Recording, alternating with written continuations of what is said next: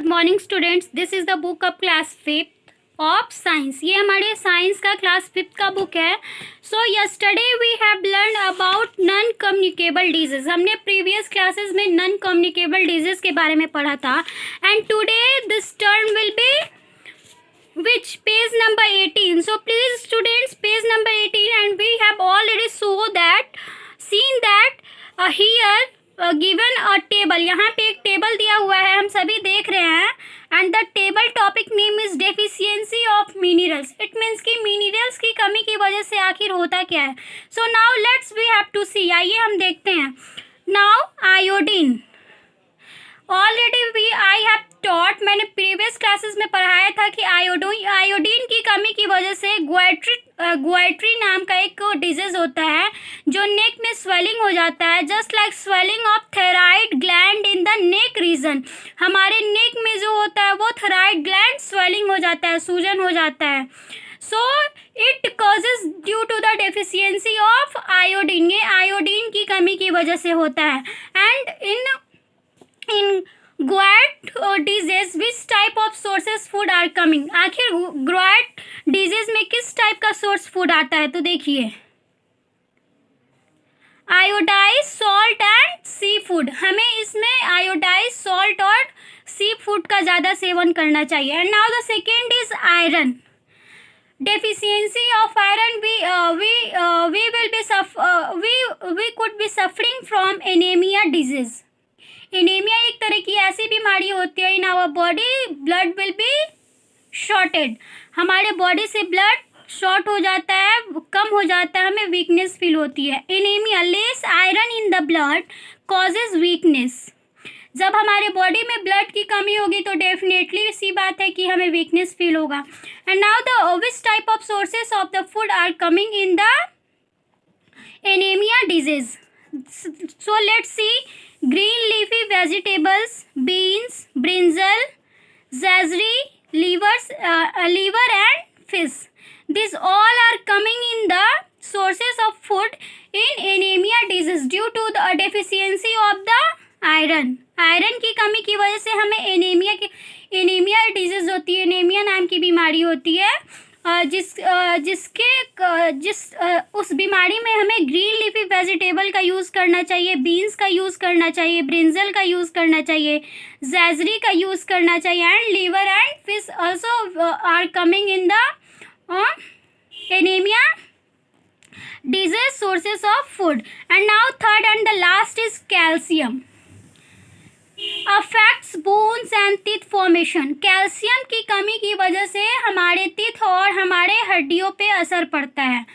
And ये इन बीमारियों से बचने के लिए हमें किस चीज़ का सेवन करना चाहिए? Dairy product, nuts and seeds. Dairy product like that milk, curd, ghee, cheese, butter and nuts and seeds also are coming in the sources of deficiency of calcium. So students, I think you will be understood very clearly. आप बहुत अच्छे से समझ गए होंगे क्योंकि already in the book table are given. Book में already table हमारा दिया हुआ है. So now let's come to the next point. Our next point is unhealthy lifestyle. It means कि अस्वस्थ जीवन का तरीका. So now let's see. Many non-communicable diseases like heart disease, abnormal blood pressure, lung disease, cancer, diabetes, etc. are caused because of unhealthy habits like smoking, drinking alcohol, unhealthy diet, physical inactivity and environmental pollution. ये सारी बीमारियां आखिर कैसे होती है? देखिए, non communicable disease में heart problem भी आ सकता है, एबनॉर्मल ब्लड प्रेशर जिसको हम बीपी भी बोलते हैं, लंग डिजीज भी हो सकता है, कैंसर भी हो सकता है, डायबिटीज़ भी हो सकता है। ये सभी अनहेल्दी हैबिट्स की वजह से होते हैं। जैसे कि लोग स्मोकिंग करते हैं, सिगरेट पीते हैं और ड्रिंक करते हैं, अल्कोहल यूज़ करते हैं, अनहेल्दी डाइट लेते हैं, physical inactivity and environmental pollution, and also it due to be our environmental pollution. So now overheating and frequent eating to fatty or oily food can lead to a complications of extra fat in the body and cause overweight condition. What is the meaning of these lines? What they saying? Overeating and frequent eating. अगर हम over eating, ज़्यादा गर्म खाना या फिर ज़्यादा overdose खाना खाते हैं, वो खाना फैटी और फिर ऑयली हो, तो ये क्या हो सकता है हमारे लिए? अक्यूमुलेशंस और एक्स्ट्रा फैट हमारे बॉडी में हो सकता है, और इसकी वजह से हमारा वेट कंडीशन जो है वो अनकंडीशन हो जाएगा. हमारा वेट क्या हो जाएगा? ओवर हो जाएगा, बढ़ना स्टार्ट होगा. It will be increase. In many cases the increase in weight is so high and high that it cause health problems. और जाहिर सी बात है, जब हमारा वेट ओवर वेट होता है तो हमारे बॉडी में many type of disease will be increases. हमारे बॉडी में बहुत सारी बीमारियां उत्पन्न होने लगती हैं. This condition is known as obesity, और इसी कंडीशन को हम ओबेसिटी बोलते हैं. पीपल हु आर ओब्यूज में सफ़र फ्रॉम हार्ट प्रॉब्लम. जो लोग हार्ट प्रॉब्लम से सफ़र करते हैं, ब्रीथिंग प्रॉब्लम, सांस लेने में जिनको तकलीफ होती हैं, डायबिटीज़ है, जिन्हें sugar, certain types of cancers or joint pain, और उन्हें बहुत तरह के जॉइंट में, जोड़ों में पेन भी हो सकते हैं. This type of disease are called obesity. So I think you will be understood very clearly. And our next is allergy. We have to see that कभी कभी हम देखते हैं कि किसी किसी को किसी चीज़ों से एलर्जी होती है, like that dust, climate, sunshine, इन सभी से बहुत किसी को एलर्जी होती है. So now let's see. Some people react negatively to certain things they eat.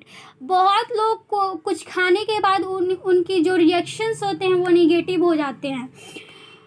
Breath to और टच, जैसे कि सांस लेने में, छूने में. For example, some people sneeze. किसी को सर्दी होती है, lot expose to dust. Dust की वजह से किसी को बहुत जल्दी सर्दी हो जाती है. This condition is known as allergy. अगर डस्ट की वजह से किसी को ये क्या बोलते हैं, सर्दी हो जाती है, तो उसे हम क्या बोलते हैं? एलर्जी बोल सकते हैं. उसी को हम एलर्जी बोलते हैं. People may be allergic to different condition of temperature, food, chemical, medicine and insect stings. जैसे कि लोगों को अलग अलग तरीक़ों से एलर्जी हो सकता है, जैसे कि टेम्परेचर कंडीशन की वजह से, हमारे फूड की वजह से, केमिकल की वजह से, मेडिसिन्स की वजह से, and insect stings. It means कि कुछ कीड़े मकोड़े या किसी भी चीज़ों से एलर्जी. सो एलर्जिक कंडीशंस में cause sneezing, running nose, rashes on the skin, itching, vomiting, diarrhoea etcetera. जैसे कि एलर्जी में हमें क्या क्या हो सकता है?